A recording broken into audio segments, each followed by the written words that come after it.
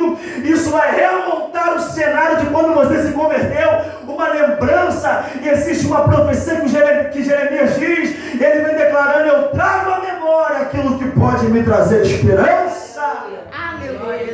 Às vezes é uma palavra, um texto bíblico que te faz recordar de alguma experiência que você passou. Às vezes é um lugar que você passa. Ou às vezes você vai se esconder da presença do eterno Deus. Deus usa pessoas de lugares mais improváveis, num shopping, ou seja, onde for, para poder te encontrar e te dizer que caverna não cancela a história do Elias que foi no Carmelo. O problema é que quando as pessoas olham para a história de Naamã, só veem Naamã leproso, mas esquecem de quem foi Naamã antes da vírgula. Sempre lembra da vírgula e diz: mas ele ficou leproso, mas esquece de quem ele foi antes. O texto diz que ele foi um homem guerreiro, homem a quem Deus usou como instrumento para o louvor da sua glória. O homem pode esquecer de quem você foi, mas os olhos do Eterno conhecem a tua história. O Espírito de Deus me usa para dizer para o coração de alguém aqui que por um momento já foi bênção, e agora, por conta de algum vacilo que você deu, ou por conta de uma notícia ruim que te entristeceu, isso tirou o seu chão. Parece que a unção foi se diluindo, parece que a autoridade deixou de existir. Você vem para o culto, mas não é com o mesmo interesse como antes. O Espírito de Deus está aqui para restaurar a sua alma, para restaurar o relacionamento contigo. Alguém conseguiu compreender essa palavra nessa noite? Amém. Alguém esperava que o rei ia sentenciar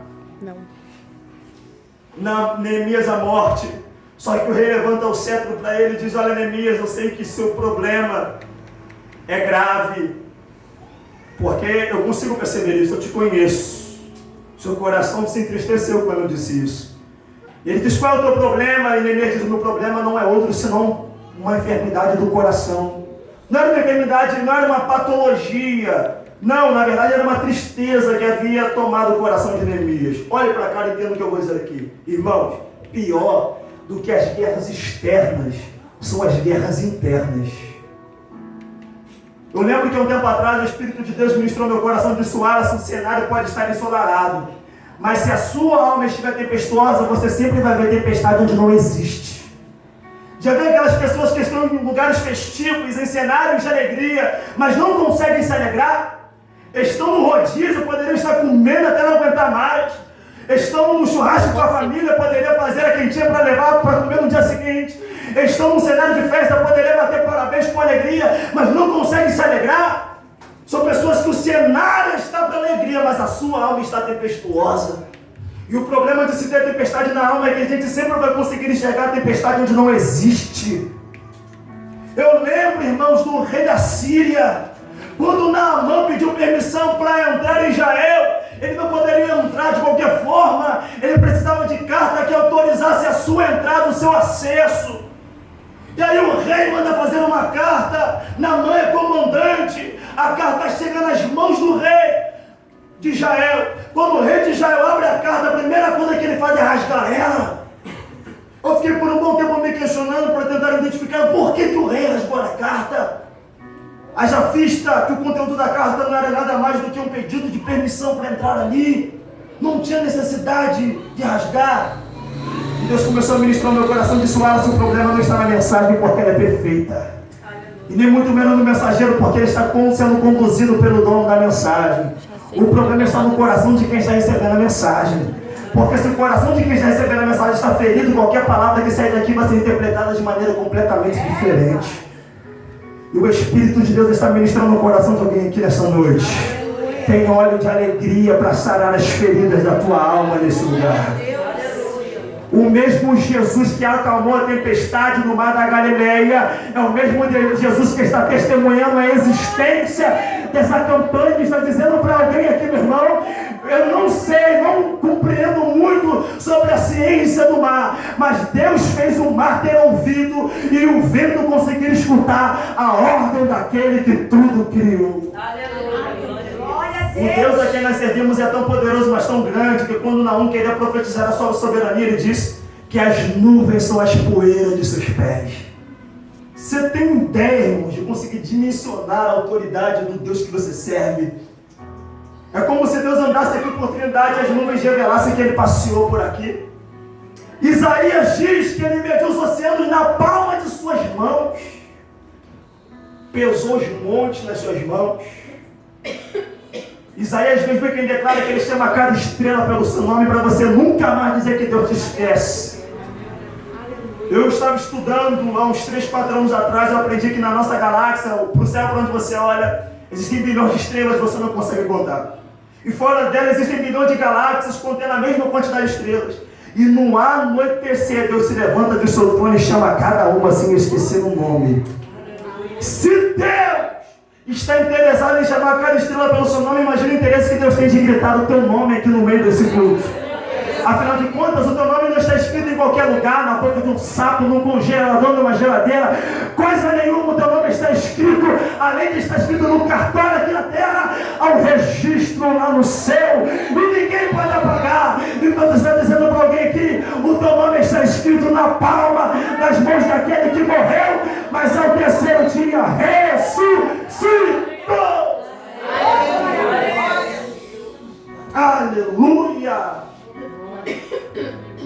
Ou pensa você, mulher, que enquanto está dentro da tua casa cantando aquele hino que você não sabe nem como termina, já emenda no outro, está cantando mais alto do que o seu rádio, desafinado demais no mid de misericórdia, o teu vizinho já não aguenta mais ouvir a tua voz, está quase entrando na tua casa para quebrar o teu rádio, nem baixar, quebrar logo de uma vez.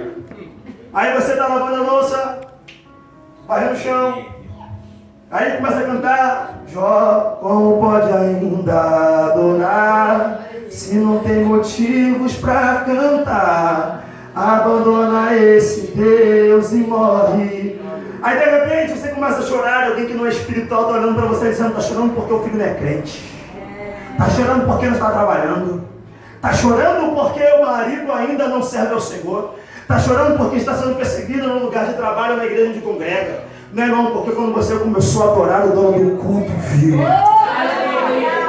Tem alguém que não visita a tua casa porque você mora longe, a sua casa é de reboco, o seu chão não tem piso, o seu sofá é furado, mas eu glorifico ao eterno Deus porque Ele, mesmo sendo tão grande, tem a humildade, o amor de descer de outra dimensão na pessoa do teu espírito, pisar na sua casa, sentar no seu sofá, ministrar a tua alma.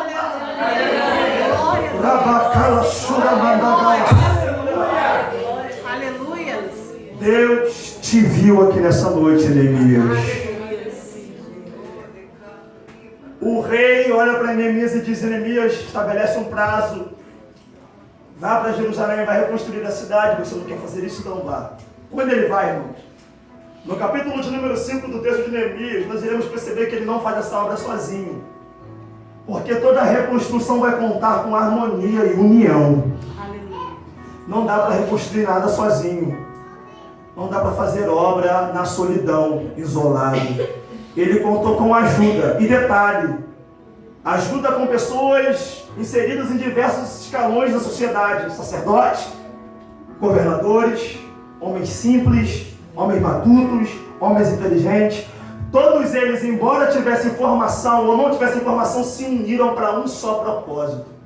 Olhe para cá. Eu acho interessante a maneira como Paulo vai manifestar a manutenção e a configuração da união da igreja. Ele poderia muito bem, no texto de Coríntios, dizer que a união da igreja é como um ajuntamento militar. Porque tem capitão, tem comandante, tem sargento, tem soldado, tem recruta. Ele poderia muito bem dizer que a união da igreja é como uma árvore, com caule, folhas, frutos, raízes. Só que ele diz uma coisa extraordinária e com certeza é uma inspiração totalmente divina. Ele diz que a união da igreja é como um corpo. Isso é lindo demais. Porque existem membros que estão em lugares diferentes uns dos outros, mas as suas diferenças não quebram um vínculo de dependência. Quer ver um exemplo? Você pode ser desse culto e por algum descuido você tropeçar numa pedra e abrir um machucado no seu dedão. Não é o seu pé que está machucado que quer fazer o curativo, é a sua mão que está num lugar diferente que vai descer lá embaixo. Porque embora estejam em lugares diferentes, são completamente dependentes uns dos outros. Glória a Deus. Existem membros no corpo que por conta da sua pequenez parecem ser menos insignificantes do que outros. Exemplo disso, se o médico olhasse para você e falasse assim: olha, é necessário você amputar uma parte do teu corpo, talvez você escolheria amputar o seu dedão, porque parece ser menos significante do que outros membros. Só que eu aprendi na anatomia, a ciência que estuda a estrutura e a constituição do corpo, que se você tirar os seus 2 dedões dos pés, embora sejam pequenos, você tira todo o seu equilíbrio. Parece ser pequenos, parece ser menos significante, mas a sua ausência geraria um grande prejuízo. Tem pessoas que por conta da sua aparente pequenez no meio da congregação pensam que são menos significantes no culto. Glória a Deus. Só que a sua ausência geraria um grande prejuízo na constituição do corpo. E o Espírito de Deus está ministrando o coração de alguém aqui que está sendo tomado por um complexo de inferioridade. Ei, crente, você faz parte do corpo, sabe por quê? Porque você bebe na mesma fonte que eu bebo, você marcha no mesmo exército que eu marcho, você serve o mesmo general que eu sirvo, você vai subir para o mesmo céu que eu vou subir, você vai ouvir a mesma trombeta. Aleluia! Oh, glória a Jesus! Oh, aleluia! E o que eu acho interessante é que as suas diferenças não quebram o seu vínculo de dependência. Você pode olhar para alguém e dizer para essa pessoa o amor de Cristo que nos une. Diz para a pessoa que está do teu lado, o amor de Cristo que nos une. Está fraquinho. Fala com autoridade, fala o amor de Cristo que nos une. O amor de Cristo nos une. É maior do que as diferenças que nos separam. Uma irmã lá em Copacabana chegou para o pastor Leão Barreto, pastor da Igreja Batista em Copacabana, e disse para ele: pastor, Cristo é detentor da presciência, da onisciência? Sim, claro.